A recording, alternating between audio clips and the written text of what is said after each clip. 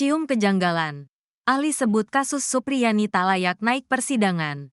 Singgung bekas luka korban Ketua Perhimpunan Bantuan Hukum dan Hak Asasi Manusia Indonesia, PBHI. Julius Ibrani menilai kasus guru Supriyani tidak layak naik ke persidangan.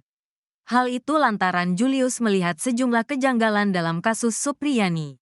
Pernyataan itu diungkap Julius dalam tayangan Kompas TV, Sabtu, tanggal 10 November tahun 2024. Dalam keterangannya, Julius mulanya menyinggung keterangan korban yang digunakan sebagai bukti kasus viral ini. Kalau menurut saya tidak layak ke persidangan, karena dalam kasus yang sifatnya dugaan kekerasan guru dan murid, yang pertama kali dikedepankan itu tidak boleh keterangan, ucap Julius. Karena keterangan dari saksi, dari para pihak yang terlibat bisa dipengaruhi oleh faktor apapun. Julius juga mengungkap kejanggalan lain, yakni tak adanya bukti ilmiah atau scientific evidence yang digunakan pihak kepolisian dalam mengusut kasus Supriyani.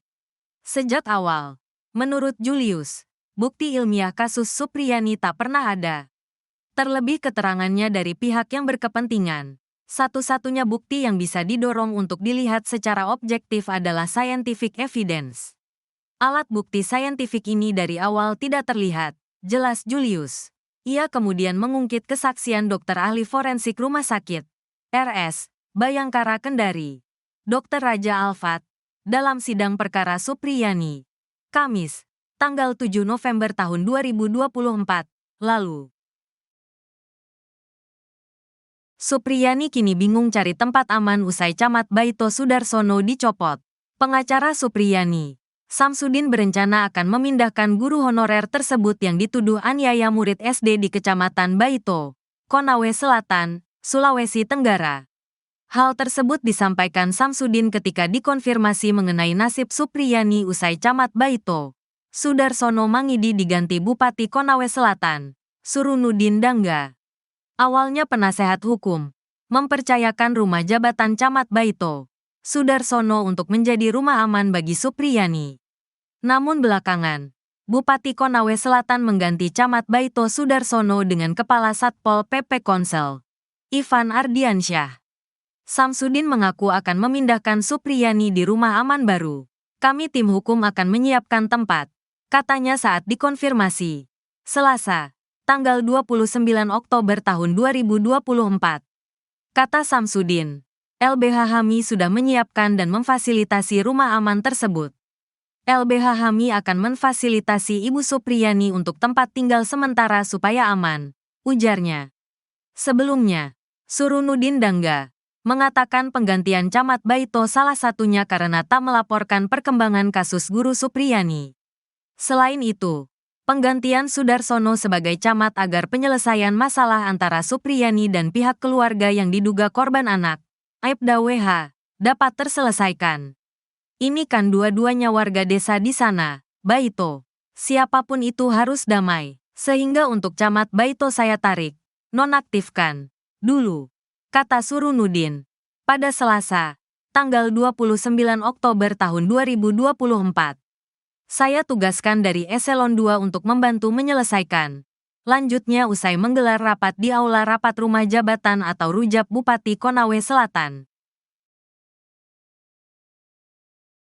Nah sekarang, awalnya ngotot penjarakan Supriyani, kini jaksa minta cara damai usai viral.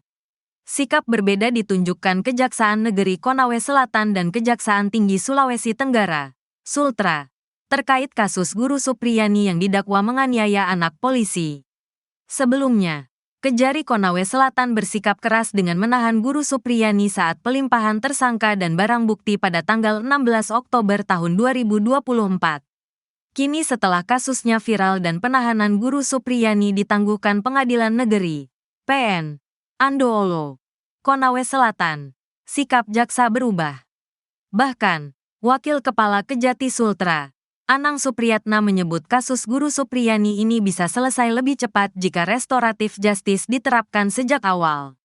Anang Supriyatna yang ditemui saat memantau sidang perdana Supriyani di Pengadilan Negeri PN Andoolo, Kabupaten Konsel, Kamis, tanggal 24 Oktober tahun 2024, mengatakan, kasus Guru Supriyani telah menyita perhatian warga Sulawesi Tenggara, Sultra, bahkan seluruh Indonesia, karena telah masuk ke sengketa hukum. Padahal, jika menggunakan pendekatan restoratif justice sejak awal, kasusnya bisa lebih baik atau cepat selesai. Kasus ini akan lebih baik kalau sejak awal ada upaya pendamaian dengan restoratif justice, kata Anang. Kendati demikian, Anang berharap dalam perjalanan sidang yang berlangsung dapat memberikan keadilan, kepastian, dan kebermanfaatan bagi Supriyani. Ia juga mengapresiasi pihak pengadilan karena telah menerima penangguhan penahanan Supriyani sebelumnya. Sehingga, Supriyani bisa dikeluarkan dari Lapas Perempuan 3 Kendari pada Selasa, tanggal 22 Oktober tahun 2024, dan Kejari Konsel juga turut menjadi jaminan dalam pelaksanaan penangguhan penahanan ini. Jaksa kasus Supriyani guru aniaya anak polisi akan diperiksa Kejati. Nasib jaksa soal kasus Supriyani guru aniaya anak polisi kini akan diperiksa Kejati. Kasus guru Supriyani terus bergulir dan jadi sorotan. Seperti diketahui, guru Supriyani dilaporkan memukul anak Aibda WH menggunakan ganggang sapu di dalam kelas. Aibda WH merupakan Kanit Intelkam Polsek Baito, Kabupaten Konawe Selatan, Sulawesi Tenggara. Kasus ini mendapat sorotan lantaran Supriyani mengaku tak melakukan pemukulan ke siswa. Bahkan, Supriyani sempat ditahan di lapas meski membantah. Kabar terbaru, setelah guru Supriyani menolak upaya mediasi dan sidang dimulai, Kejati Sultra akan memeriksa secara internal jaksanya dalam kasus ini.